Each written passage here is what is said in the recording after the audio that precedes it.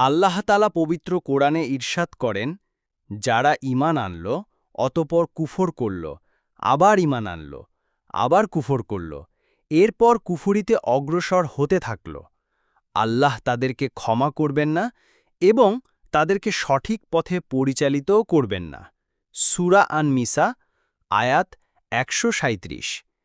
ব্যাখ্যা: এই আয়াতে আল্লাহ সেই সব মানুষের কথা বলছেন যারা দ্বীনের সঙ্গে খেলা করে। ঈমান আনা আর ত্যাগ করা, তারপর আবার ফিরেও কুফরিতে ডুবে যাওয়া, এটি শুধু অস্থিতিশীলতা নয়, বরং ভয়াবহ গুনাহ।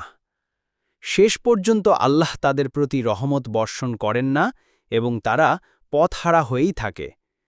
ঈমান একটি অমূল্য নেয়ামত, এটি নিয়ে খেলা নয়।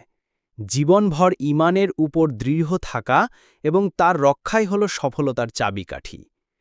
চলো আমরা ঈমানের উপর অটল থাকি, যেন আল্লাহর ক্ষমা ও হিদায়াত আমাদের সাথেই থাকে।